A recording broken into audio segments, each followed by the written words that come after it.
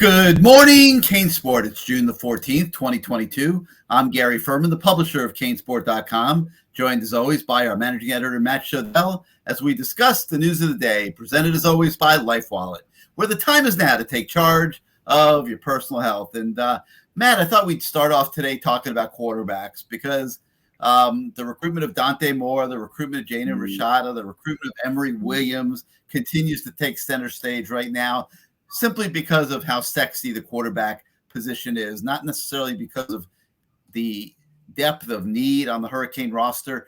You got Jake Garcia, you got Ja'Cory Brown, so this is not a desperate need at quarterback right now. But every year you want to get a great quarterback. You never know who's going to develop the best. There's living proof all over college football. There's been living proof at the University of Miami, where Tyler Van Dyke emerged last year totally out of nowhere. Nobody had a clue that was coming, and now here he is, projected as a top 10 pick in the NFL draft. So the recruitment of quarterbacks is important. We are following it like crazy. Dante Moore is all over the place. Jaden Rashada was believed to be a Florida-Miami decision. Now we're starting to hear some scuttlebutt that Miami may not be quite in it as much as previously thought. Who knows what the dang truth is? It's a very hard story to cover right now because of all of the turbulence in the information flow. You worked on it a bit in the last 24 hours, Matt. Your thoughts on where Miami stands right now in quarterback recruiting. And by the way, don't say they should lie. And please don't say they should lie again like you did yesterday. They should absolutely not be. I'll address that too, because it's funny. You know, you put those words in my mouth. I didn't say they should lie. What I said is you don't have to tell the whole. What I said is you don't have to tell the whole truth. They should lie. You said don't tell the truth. Can I talk for a minute, or do you want to continue? That's lying. You don't tell the truth. You're lying. Can I talk or not? I mean, you can say the same thing over and over. So I think some people may have misconstrued what I was saying. I would never say to lie to a student athlete. What I was trying to say is do what you do at other positions, right? Which is if you have, and this is the example I used on the message board, if you have 3 or 4 linebackers that you really, really want, and maybe there's a number 4 or 5 kid out there that wants to come, you don't say to him, hey, you're 4th on our board, or hey, you're 5th on our board. If you have a spot for him, you say, we want you as much as anyone else in the country. You are our top choice. And you can tell 3 or 4 kids that because, honestly, anybody you want is a top choice for you. That's not a lie. What you do is you omit some of the information. So there's no need to tell Emory Williams, hey, we're taking 2 quarterbacks, or hey, we're taking 3, or hey, you're number 3 on our board. You don't need to. It's not lying by not sharing that information. That's not a lie. Come on, man. Come on, man. Like, if you're going to take 2 quarterbacks, you got to tell Emory Williams we're going to take 2 quarterbacks. You don't let him commit and then a week later take a commit from Jaden Rashada. Oh, hey, we were only kidding. I mean, come on, man. Let me tell you why that's not true. Because the way I would have handled it is if it comes up, first of all, you don't volunteer the information, but if Emory Williams says, hey, I want to commit, but I want to make sure I'm the only quarterback in the class, you don't say, well, we're taking 2 because we have other guys higher than you. What you say is, you are our guy in the class. We love you. We want you badly. We can't guarantee you that you will be the only quarterback, but right now that's the expectation we have. We don't want to promise you something that we can't promise because we don't know what's going to happen down the road. But right now, you're our guy. We love you as much as anyone else in the country. That's how I say it. Is that lying? I don't think so. Is it not telling the whole truth? It's not telling the whole truth. But this is why people, you put words in my mouth yesterday saying it's a lie. That's not a lie. I did not put words in my mouth. You put them in your own mouth. You said that Miami should not be truthful. I said they should. It was very simple. Go back to yesterday. I never said they should lie to recruits. I never once said that. I never once said they should be lying. I said you don't have to tell the whole truth, which you started yelling, that's lying, that's lying. What I just gave you as an example, I don't consider that a lie. If you sort through the trash, there was a bottom line. If you sort through all the trash, there was a bottom line. I said that you lay it straight, you tell them exactly what the situation is, that we may take 2 quarterbacks because we need 2 quarterbacks, period. Okay? You don't tell Emory Williams, Emory, you're our only quarterback, and then continue trying to. Do you even listen to what I say? Do you even listen to what I say, or do you just talk yourself? 100%. That is what you said. You said don't tell Emory Williams that you're recruiting. I literally, if you go back in the tape 2 minutes ago, I literally said what you just said, which is the way they should approach it is we can't guarantee you're the only quarterback in the class, but we love you as much as anyone else in the country. And right now, it looks like you will be the only quarterback in the class because guess what? That's not a lie. That's somewhat the truth. I'd say Miami's probably 50-50 at best with either of these other two guys. It's not a lie. I agree. Like I agree, but you're flip-flopping.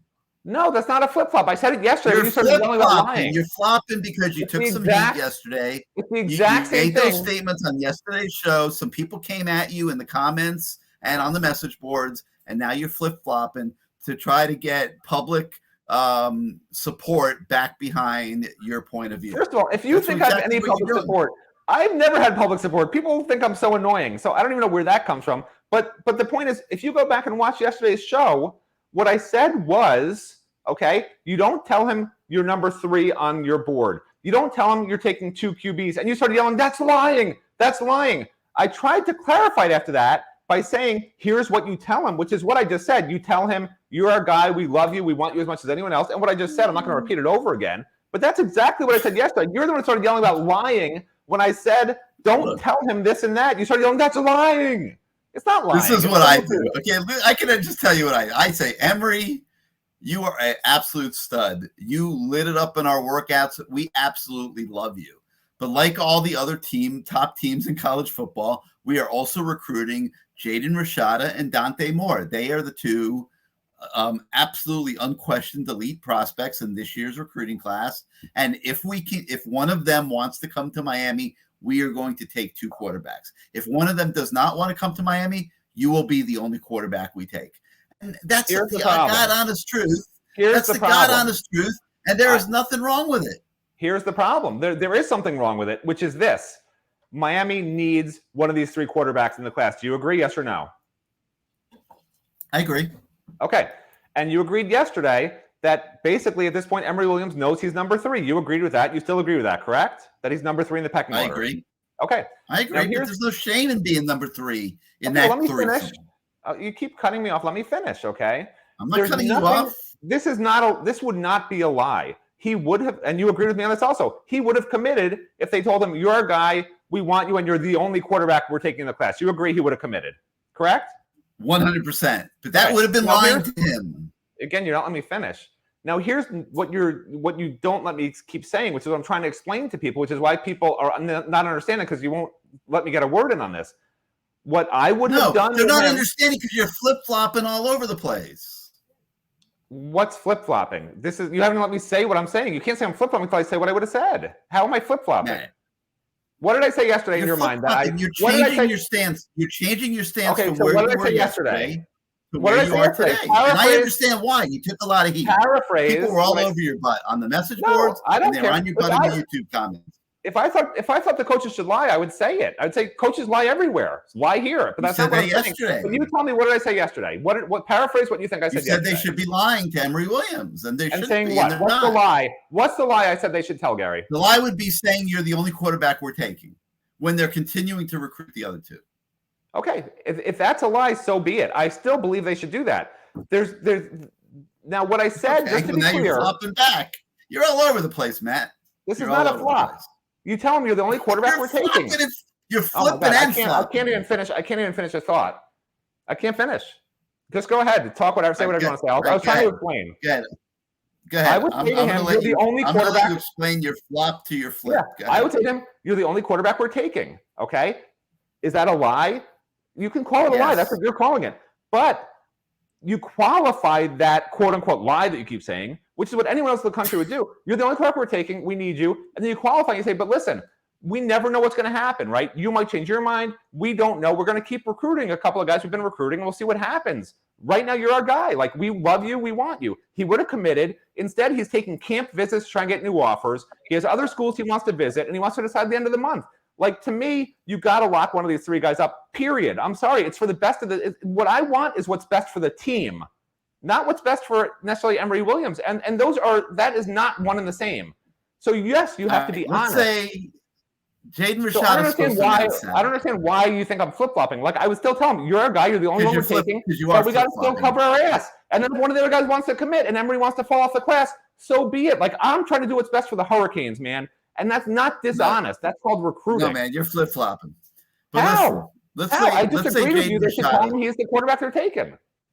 That's not a flip-flop. Let's say Jaden Rashada commits to Florida or somewhere else on Saturday. Now he's off the board. Let's say Dante Moore goes to Notre Dame or Michigan or Oregon. Those are probably both likely to happen. That's both likely to happen. Right. So all you're doing right now. So now he's off the board. Now you could say to Emory Williams, Emory, you're the only quarterback in the class. Emory Williams at that point. Wonderful, Gary. But guess what? Emory Williams went to 2 camps this weekend and got 2 new offers, and he'd rather go somewhere else by now. That's my concern. Not that will happen, but now you're leaving that door open, whereas it would have been shut. He would have not taken any more visits. I don't think he's going to more camps. I don't think he's going to rush into anything. He would. I don't think he'll rush into anything. I think they like Miami a lot. He would have committed. And if they could be the only quarterback at Miami, I think he'll go to Miami. Okay, we'll see. All right, but anyway, so we, contrary to all this debate here for the last 10 minutes, we do have a story on the website today that breaks down where things are at the quarterback position, and you guys can sink your teeth into that one. All right, lots of other stuff, several other stories on the website today, so let me talk a little bit about them. We've got a story on 4-star defensive end Damien Wilson, who visited Miami in April for a scrimmage, and now he updates for us exactly where things stand. And Matt, he's been building a really good bond with the coaches. Miami's very likely to get an official visit. Your thoughts on where things stand right now with 4-star defensive end Damien Wilson? I think Miami's got to lie to him and tell him they really want him in this class. I don't think they have a choice. I think that's what I tell him. How did I know that was coming? Listen, I think there's a really good chance with Damien Wilson. Miami has a decent history with West Coast of Florida kids, and with this coaching staff, I think he's just got to get around the program a little bit more. The main issue here is he is pretty much a national recruit, so it's going to be one of those battles.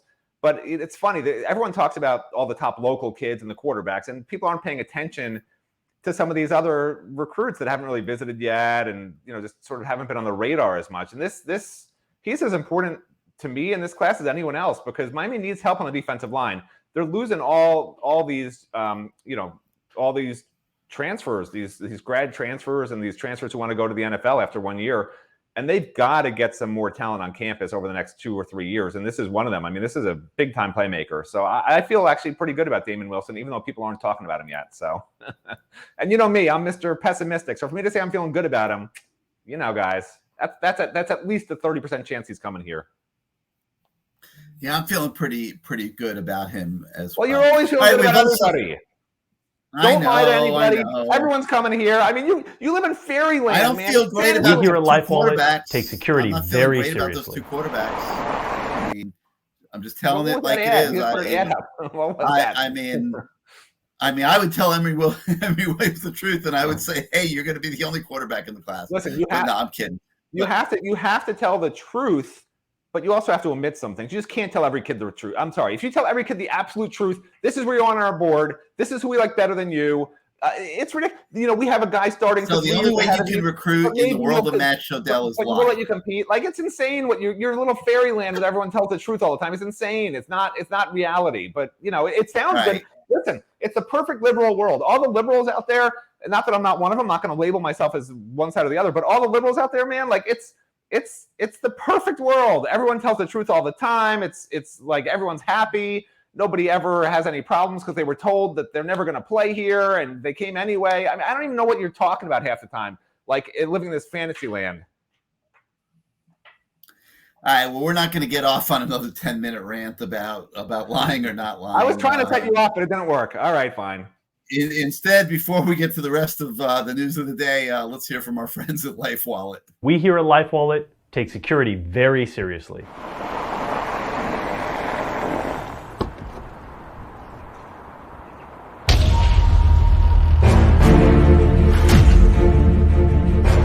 Our data security team is working constantly to make sure that your data is not accessed by anybody who you don't authorize. Hey, what's up, man? Yeah, I'm excuse me, sir. Thank you. I have from CC, and he's thinking about it, and I'll be talking to CC, and we'll talk to you tomorrow. We use leading technology standards like biometric data to make sure that only you have access to your data and your identity is protected. Life Wallet gives you access to your entire medical history and information at the touch of your finger, so that it can save you time and can save your life. Data transfer complete.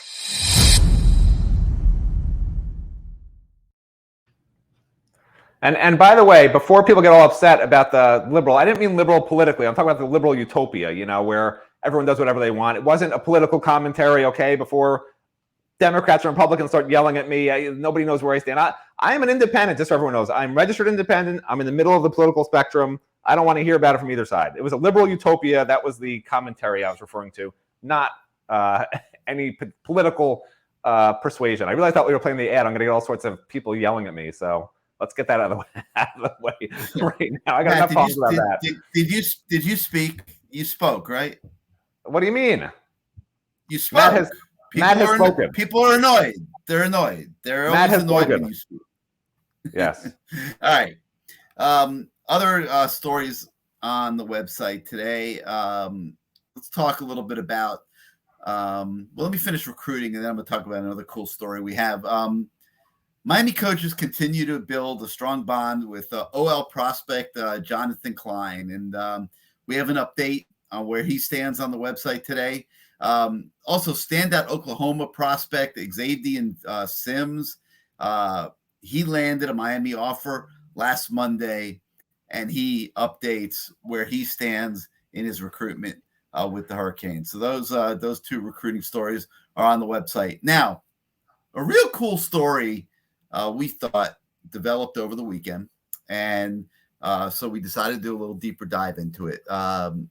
Devin Hester was in the area with his son, and he heard that Mario Cristobal was having a youth camp at the U, and Devin took his son and drove over there, and they participated in the Mario Cristobal camp. So we caught up with Devin. Devin's doing a lot of coaching these days. He's coaching kids and all kinds of cool stuff. But we caught up with Devin, and there's a story about it on the website today that I think everybody will enjoy. And Matt, it's just kind of cool, former player, now has a kid, going to the Mario Cristobal camp at the U. It's a touchy-feely story. Yeah, and I love Devin Hester. I mean, he's always been one of my favorites, and I think maybe some fans took it the wrong way, the stories I told about him. I thought there were little funny anecdotes. There was no meaning behind them. I mean, you're not funny.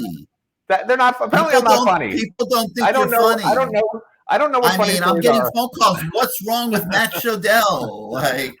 I don't know what a funny story is apparently. But Devin Hester he's such a great guy, and I love this because basically he's giving back. Some of these former players, they retire and they just make their money off their real estate ventures, which is what Devin's doing, and that's it. They hang out, they play golf, they go back home, eat a fancy meal from from Shodell's or from Carbone's, which is Gary's favorite hangouts, right?